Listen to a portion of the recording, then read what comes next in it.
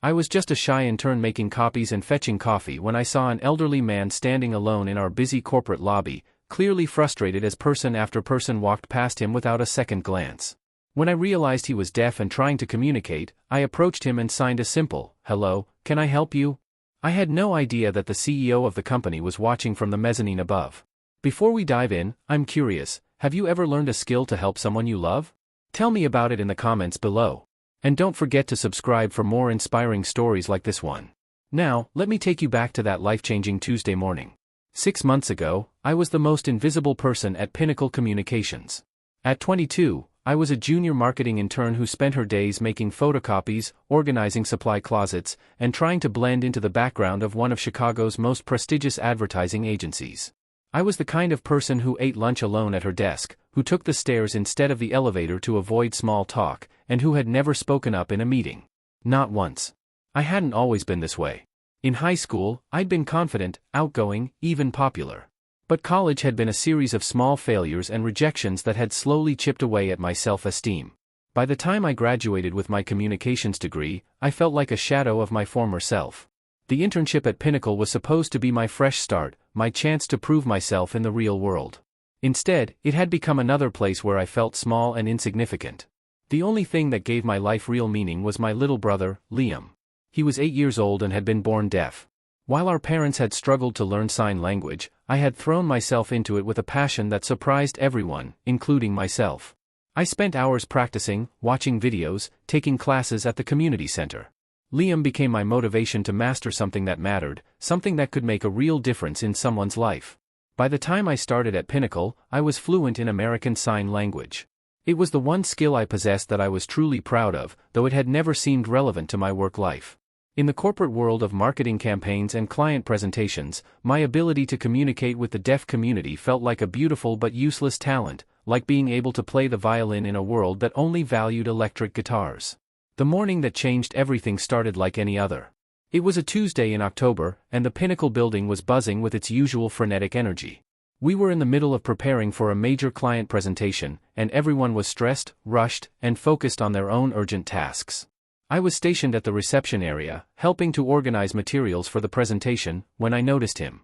He was an elderly man, probably in his 70s, impeccably dressed in a navy blue suit that looked expensive and well-tailored. His silver hair was perfectly styled, and he carried himself with the kind of quiet dignity that spoke of a lifetime of success and respect. But there was something in his eyes, a mixture of frustration and sadness, that made my heart ache. He was standing at the reception desk, trying to communicate with Emily, our head receptionist. Emily was a perfectly nice person, but she was also incredibly busy and clearly growing impatient with whatever communication barrier was occurring. "Sir, I'm sorry, but I don't understand what you're trying to tell me. Do you have an appointment? Can you write down who you're here to see?" The man was gesturing, pointing toward the elevators, his mouth moving in what I realized were words that Emily couldn't hear. And then I saw it, the subtle hand movements, the facial expressions, the way he was trying to fingerspell something. He was signing. I watched in growing dismay as Emily turned to help another visitor, effectively dismissing the elderly man. He stood there for a moment, looking lost and increasingly distressed. Other employees walked past him, account executives in expensive suits, creative directors with their arms full of presentation boards, junior associates rushing to meetings. Not one of them stopped. Not one of them seemed to notice that this distinguished-looking man needed help. My first instinct was to stay where I was. I was just an intern.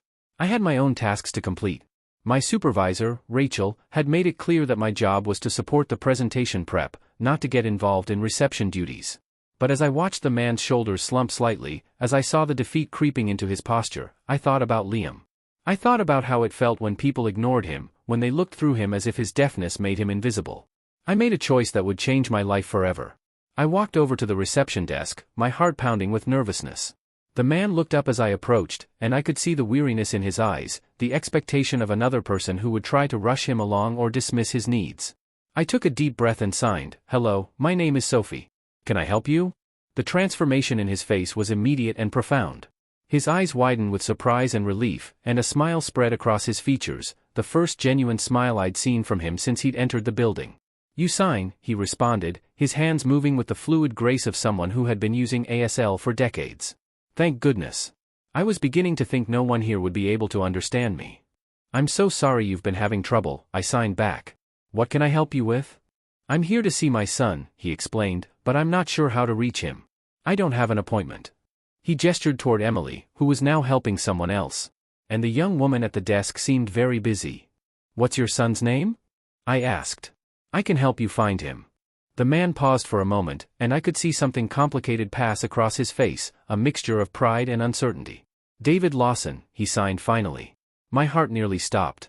David Lawson, the CEO of Pinnacle Communications, the man whose name was on the building directory, whose corner office occupied the entire top floor, whose rare appearances in the common areas of the building caused a ripple of nervous energy among the staff. Mr. Lawson is your son? I signed, trying to keep my surprise from showing on my face. Yes, he confirmed. I know he's very busy, but I was hoping, well, I was in the neighborhood, and I thought perhaps I could see him for just a few minutes. I could see the vulnerability in his expression, the way he was trying to appear casual about what was clearly an important visit. This was a father who wanted to see his son. And I realized with a growing sense of sadness that he probably didn't feel entirely welcome in his own son's workplace. Of course, I signed. Let me see what I can do. Would you like to have a seat while I make some calls? I guided him to the comfortable seating area in the lobby, making sure he had a clear view of me so we could continue communicating. Then I faced my first major challenge. How does a lowly intern arrange a meeting between a visitor and the CEO of the company?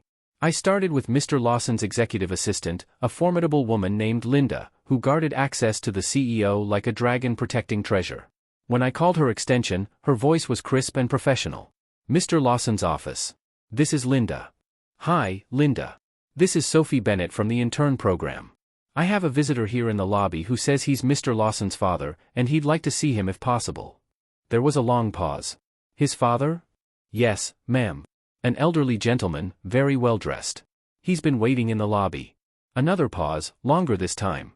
I'll need to check with Mr. Lawson. Can you have the visitor wait? Of course. Thank you. I hung up and returned to Mr. Lawson, William, as he'd introduced himself, to let him know that we were working on arranging the meeting. While we waited, we talked, or rather, we signed, and I discovered that William Lawson was one of the most interesting people I'd ever met. He told me about his career as an architect, how he designed several of the buildings that now made up Chicago's skyline. He told me about his late wife, David's mother, who had been a teacher at the Illinois School for the Deaf. He told me about the challenges of raising a hearing son as a deaf parent, and the pride he felt in David's success, even though they didn't see each other as often as he'd like. He's always been driven, William signed, his expression a mixture of admiration and concern. Even as a child, he wanted to prove himself, to show the world that having a deaf father didn't hold him back. I'm proud of what he's accomplished, but sometimes I worry that he's forgotten how to slow down, how to just be. As we talked, I became increasingly aware that we were drawing attention. Other employees were glancing our way, some with curiosity, others with what looked like annoyance. I could see Emily at the reception desk fielding questions about why there was some kind of sign language conversation happening in the lobby. 20 minutes passed, then 30. Linda called back to say that Mr. Lawson was in back-to-back meetings and wouldn't be available for at least another hour. I could see the disappointment in William's eyes, though he tried to hide it. Perhaps I should come back another time, he signed. I don't want to be a bother. You're not a bother, I assured him. Would you like to wait a little longer?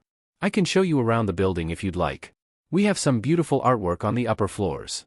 His face lit up. I would love that. I haven't seen where David works. And so began what would later be described as the most unauthorized building tour in Pinnacle Communications history. I should have been organizing presentation materials.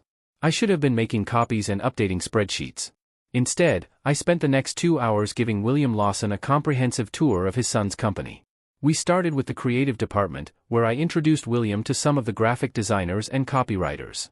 Most of them were polite but clearly busy, offering quick hellos before returning to their work. But a few were genuinely interested in meeting him, especially when I explained that he was an architect and could appreciate the design elements of their campaigns. I translated conversations, helped William understand the work that was being done, and watched his face light up with pride as he learned more about the company his son had built. We visited the account management floor, where William was fascinated by the client relationship strategies. We even stopped by the break room, where he shared stories about the coffee shops he used to frequent in his younger days. Throughout the tour, I was acutely aware that I was neglecting my assigned duties. My phone buzzed with increasingly urgent texts from Rachel, my supervisor, asking where I was and reminding me of the tasks I was supposed to be completing. But every time I looked at William's face, saw the joy and interest in his eyes as he learned about his son's world, I couldn't bring myself to cut the tour short. It was during our visit to the marketing analytics department that I first noticed him. David Lawson was standing on the mezzanine level that overlooked the main floor, partially hidden behind a pillar. He was watching us, watching his father interact with his employees, watching me translate conversations and facilitate connections. I couldn't see his expression clearly from that distance, but something about his posture suggested he'd been there for a while. My heart started racing. The CEO was watching me give an unauthorized tour while I was supposed to be working on presentation materials. I was probably about to be fired, and I was definitely about to get William in trouble for disrupting the workplace. But when I glanced back a few seconds later, he was gone. We continued the tour, visiting the conference rooms where major client presentations took place, the library where the company's award-winning campaigns were displayed, and finally the executive floor. William was particularly interested in this area, asking questions about the decision-making processes and the leadership structure of the company. David built all of this, he signed, looking around the elegant executive suite with its polished wood paneling and original artwork. He did, I confirmed. The company has grown tremendously under his leadership. Everyone here has a lot of respect for him. William nodded, but I could see something wistful in his expression. I'm proud of him, he signed. I just wish. What do you wish? I asked gently. I wish I knew him better as an adult. When he was young, we were very close. But as he got older, especially after his mother died, he seemed to feel like he needed to take care of everything himself. He stopped asking for help, stopped sharing his problems with me. I think he thought my deafness made me fragile, that he needed to protect me from his worries. My heart ached for both of them, for William, who clearly loved his son deeply but felt shut out of his life, and for David, who had probably been trying to be strong and independent but had inadvertently created distance between them. It was nearly 3 p.m. when we finally returned to the lobby. William's scheduled meeting time had long passed, and I could see that he was beginning to accept that he wouldn't be seeing his son today. Thank you, Sophie, he signed, his hands moving with sincere gratitude. This has been wonderful. I feel like I understand David's world so much better now, and I've enjoyed getting to know you.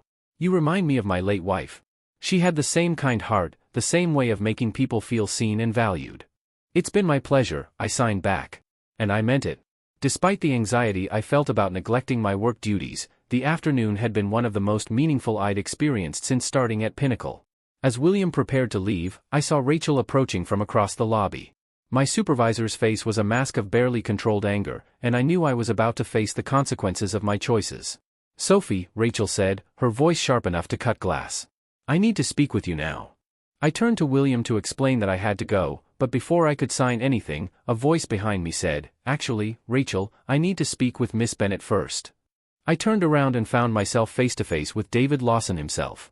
He was tall, probably in his early 50s, with the same intelligent eyes as his father, and an air of quiet authority that made it clear why he was successful in business. But there was something else in his expression, something that looked like emotion carefully held in check. Mr. Lawson, Rachel stammered, clearly as surprised as I was. I was just about to discuss Ms. Bennett's absence from her assigned duties today. She was supposed to be helping my father, David said quietly, his eyes never leaving my face, which, from what I observed, she did beautifully. The lobby seemed to go quiet around us. Rachel's mouth opened and closed without sound. William was looking back and forth between his son and me, with growing understanding and delight. Dad, David said, and for the first time, I heard his voice soften. He turned to his father and began to sign, slowly, somewhat clumsily, but with obvious effort and care. I'm sorry I kept you waiting. I didn't know you were here until. He paused, glancing at me, then continued signing. Until I saw you with Sophie. I've been watching you two for the past hour. I haven't seen you look that happy in years. William's face was radiant with joy and surprise. You've been learning to sign. I've been trying, David admitted, his hands moving more confidently now.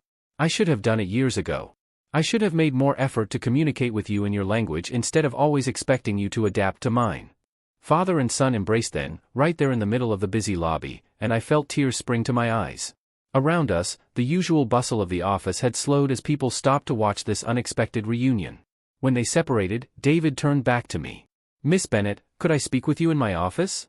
There are some things I'd like to discuss. My heart was pounding as I followed David Lawson to the elevator, with William walking beside us. Rachel had disappeared, probably to process what had just happened and figure out how to handle the fact that her intern had just been personally requested by the CEO. The executive elevator was silent except for the soft hum of machinery. I kept glancing at William, who was practically glowing with happiness, and at David, whose expression was unreadable but intense. David's office was everything I had imagined and more: floor-to-ceiling windows with a breathtaking view of the Chicago skyline, elegant furniture that probably cost more than my annual salary, and walls lined with awards and photographs documenting the company's success. But what struck me most was how impersonal it felt, how little of David himself was visible in the space.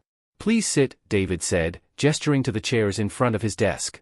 William and I sat down, and David took the chair next to his father rather than behind his desk, a small gesture that somehow made the conversation feel more personal.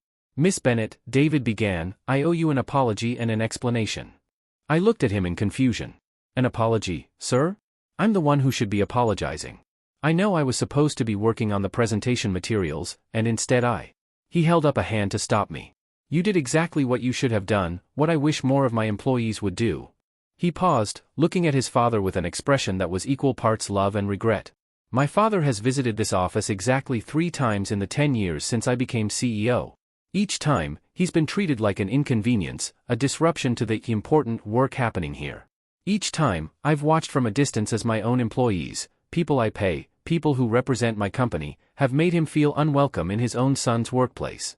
William reached over and touched his son's arm, signing something I couldn't quite catch. David nodded and continued. "Today was different. Today, I watched a 22-year-old intern abandon her assigned duties to spend 3 hours making my father feel valued, respected, and included. I watched her translate conversations, facilitate connections, and treat him not as a burden or an obstacle, but as an honored guest." His voice grew thick with emotion. "I watched her give him something I haven't given him in years, the feeling that he belongs in my world." I felt tears welling up in my eyes. "Mr. Lawson, I have a younger brother who's deaf, and I know how it feels when people ignore him or treat him like he's invisible. I couldn't stand to see that happen to your father. And that," he said, "is exactly why I need to talk to you about your future here." My heart sank. This was it, the gentle letdown before the termination.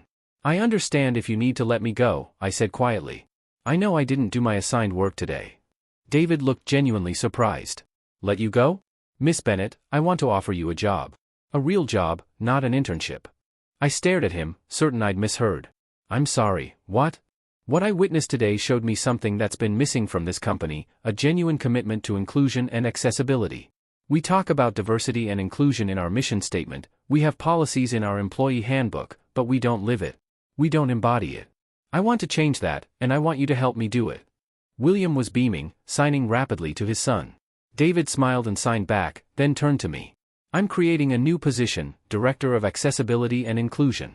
It would be your job to ensure that Pinnacle Communications is truly accessible to everyone, employees, clients, and visitors. You develop training programs, create policies, and serve as an advocate for people who might otherwise be overlooked or excluded. You'd report directly to me." I felt dizzy. "Mr. Lawson, I'm just an intern. I don't have experience in human resources or policy development. I don't even have my degree yet, I'm still finishing my last semester. You have something more valuable than experience. You have empathy. You have the ability to see people as individuals rather than inconveniences. And you have a skill set that could transform how this company operates." He paused. "The position would come with a substantial salary, full benefits, and the authority to implement real change. You'd report directly to me." I looked at William, who was practically vibrating with excitement, then back to David. I don't know what to say." "Say you'll think about it," David suggested. "Take the weekend. But I hope you'll say yes. This company needs someone like you. I need someone like you." The rest of the meeting was a blur of details about the position, discussions of salary and benefits that made my head spin, and planning for the cultural changes that would need to happen throughout the organization. By the time I left David's office, my entire life had been turned upside down. William hugged me goodbye, signing his thanks over and over again. "You've given me my son back," he told me, "and you've given him something he didn't even know he was missing." David walked us to the elevator, and as the doors were closing, he said, "Sophie, thank you for seeing him, for seeing what was important." I went home that night and called my parents, then Liam, trying to explain what had happened. Liam was the most excited of all. "You're going to help other deaf people at work?" he signed when I video called him. "That's so cool. You're going to be like a superhero for people like me." His enthusiasm was infectious, and by Monday morning, I knew what my answer would be. I started my new position the following week. My first task was to conduct an accessibility audit of the entire building and all company policies. What I found was both disappointing and motivating. Pinnacle Communications, like many companies, had been operating with good intentions but little actual understanding of what inclusion really meant. Over the next 6 months, I implemented sweeping changes. We installed visual alert systems throughout the building. We brought in ASL interpreters for all company meetings and events. We created accessibility guidelines for all marketing materials and client presentations. Most importantly, we instituted mandatory inclusion training for all employees, starting with the executive team. The training sessions were eye-opening for everyone involved. I brought in speakers from the deaf community, including William, who shared his experiences and helped employees understand the impact of their actions, or inactions. I taught basic sign language classes during lunch hours and was amazed by how many people were eager to learn. Rachel, my former supervisor, was one of my most enthusiastic students. "I keep thinking about that day," she told me after one of our training sessions. "I was so focused on the presentation, on the tasks that seemed urgent, that I completely missed what was actually important. I don't want to make that mistake again." The changes weren't just about accessibility for the deaf community. We expanded our efforts to include accommodations for employees and visitors with mobility challenges, visual impairments, and other disabilities. We partnered with local organizations to ensure our hiring practices were truly inclusive. We even redesigned our website and marketing materials to be more accessible. But the most meaningful change was cultural. The company that had once been focused solely on efficiency and productivity began to value empathy and inclusion as core business principles. Employees started looking out for each other in ways they never had before. The lobby that had once been a place where visitors like William were ignored became a welcoming space where everyone was treated with dignity and respect. 6 months after that life-changing Tuesday, Pinnacle Communications won a national award for workplace inclusion. At the ceremony, David asked me to accept the award on behalf of the company. "This recognition belongs to everyone at Pinnacle who embraced change and chose to see inclusion not as a burden but as an opportunity to become better," I said in my acceptance speech. "But mostly, it belongs to a wise man who taught me that the most important business skill isn't knowing how to close a deal or manage a budget. It's knowing how to see the humanity in every person you encounter." In the audience, William was beaming with pride, signing his applause. Next to him, David was smiling too, and I could see the relationship between father and son had been transformed. They had lunch together every Friday now, and David had become fluent enough in ASL to have real conversations with his father about everything from business strategy to family memories. The shy intern who had once felt invisible had found her voice by helping others find theirs. And in the process, I learned that sometimes the most powerful thing you can do is simply notice someone who's being overlooked and choose to see them, really see them, as the valuable human being they are. My little brother Liam visited the office regularly now, and watching him interact confidently with employees who had learned to sign just for him never failed to make me emotional. He was right, I had become a kind of superhero. Not the cape-wearing kind, but the kind that fights for a world where everyone belongs, where everyone is seen, where everyone matters. The best part was that it had all started with a simple, "hello," sign to a lonely man in a busy lobby. Sometimes the smallest gestures create the biggest changes. Sometimes all it takes is one person willing to stop, to notice, to care. And sometimes, when you're brave enough to reach out to someone who's been overlooked, you discover that you're not just changing their world, you're changing your own. An absolutely beautiful story about how a simple act of inclusion can transform lives and entire organizations. What do you think of Sophie's decision to abandon her assigned tasks to help William? Let us know your thoughts in the comments below. If you were inspired by this incredible story of compassion and change, please show your support by hitting that like button and be sure to subscribe for more uplifting stories that celebrate the power of human kindness. Don't forget to click the notification bell so you never miss an upload. Thanks for watching, and we'll see you in the next one.